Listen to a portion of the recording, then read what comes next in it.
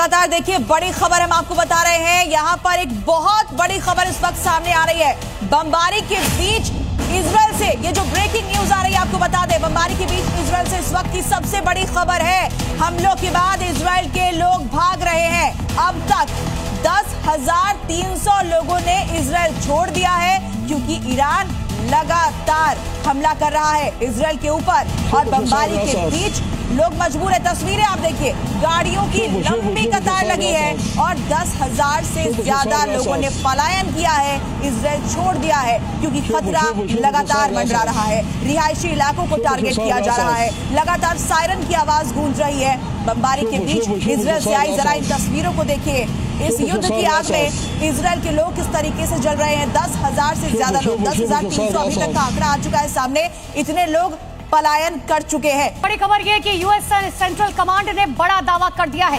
Iran का नौसैनिक बेड़ा हमने नष्ट किया है, यूएस की तरफ से दावा किया गया है। इतना ही नहीं, एक और बहुत बड़ा दावा, हालांकि इसमें कितनी सच्चाई है ये ईरान ही बता पाएगा क्योंकि ईरान के एयर स्पेस पर हमने कंट्रोल हासिल कर लिया है, ये यूएस ने दावा कर दिया है। और अगर इस बात में थोड़ी सी भी सच्चाई है तो अब ईरान को आगे आके बताना होगा कि क्या सच में उनका एयर स्पेस पर अब यूएस का कंट्रोल हो गया है, क्योंकि एयर स्पेस के जरिए ही लगातार निशाना साधा जा रहा है ईरान की तरफ से। और कहीं ना कहीं 7वां दिन आज युद्ध का है तो उसकी वजह एयर स्पेस ही है। और अब ईरान के एयर स्पेस पर हमने कंट्रोल कर दिया है, ये यूएस का कहना है। पूरी दुनिया बारूद के ढेर पर खड़ी हुई है और इस बारूद के ढेर पर खड़े होने की वजह सिर्फ और सिर्फ अमेरिका और इजराइल है।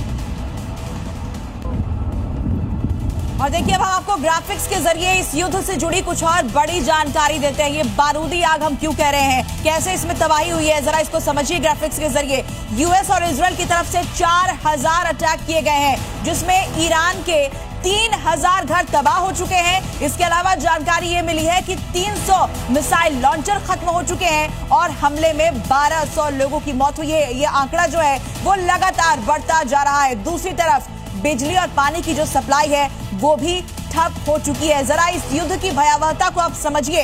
यहाँ पर यूएस और इजराइल ने 4,000 अटैक कर दिए। 7वां दिन इस जंग का, 3,000 घर तबाह हो गए, मिसाइल लॉन्चर्स 300 खत्म हो चुके हैं। और सबसे बड़ी बात, इसमें जो लोग मारे जा रहे हैं उसे समझिए। ये आंकड़ा 1,200 तक पहुंच चुका है और लगातार इसमें इजाफा देखा जा रहा है। दूसरी तरफ आम लोगों के लिए परेशानी का सबब इसलिए भी क्योंकि बिजली और पानी की जो सप्लाई है वो ठप हो चुकी है। आगे लोगों का जो जीवन है वो और ज्यादा कठिन हो सकता है।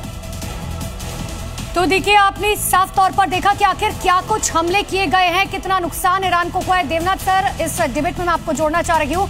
आपने देखा, देखिए यूएस और इजराइल तो ताबड़तोड़ हमले कर रहा है, ईरान को नुकसान भी बहुत हो रहा है, लेकिन बावजूद इसके कहा जाता है कि युद्ध में अगर किसी को तोड़ना है तो हमलों से पहले उसका हौसला तोड़िए, और लग नहीं रहा है कि ईरान का हौसला टूट रहा है।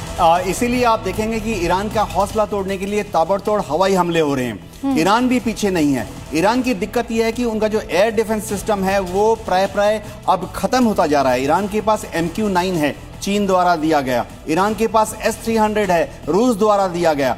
अभी हम बात कर रहे थे कि ईरान के एयर स्पेस पर अमेरिका और इजराइल का कंट्रोल हो गया है। इसका बहुत बड़ा रीजन यह है कि जो HQ-9 और S-300 के एयर डिफेंस प्रणालियां हैं, या तो उनके मिसाइल्स खत्म हो गए हैं, या उनके लॉन्चर तबाह कर दिए गए हैं, या इजरायली एयरफोर्स के जो स्टैंड ऑफ जैमर्स हैं, ये खासतौर से ट्रांसपोर्ट विमान है इजराइल के पास, जो कि ईरान की भूमि से 200 किलोमीटर दूर रहते हुए S-400 का जो रेडार है, मिसाइल गाइडेंस रेडार, उसको जैम कर देते हैं। अभी हम बात कर रहे थे कि एयर सुपीरियरिटी, ईरान का आसमान। देखिए, ईरान के पास कुछ फाइटर इंटरसेप्टर्स भी हैं, MiG-29 है, F-14 है, लेकिन जंग के शुरुआती 2-3 दिन में ही या तो उन सबको जमीन पर तबाह कर दिया यूएस एयरफोर्स ने, या जब वो टेक ऑफ किए तो उनको हवा में नष्ट कर दिया गया। लेकिन अमेरिका ने तो दावा कर दिया है कि हमने एयर स्पेस में कंट्रोल किया है, लेकिन सबसे बड़ी बात यह है कि अब ईरान को बताना होगा आगे आके कि ये सच है या नहीं, क्योंकि साइकोलॉजिकल वॉर भी खेली जा रही है।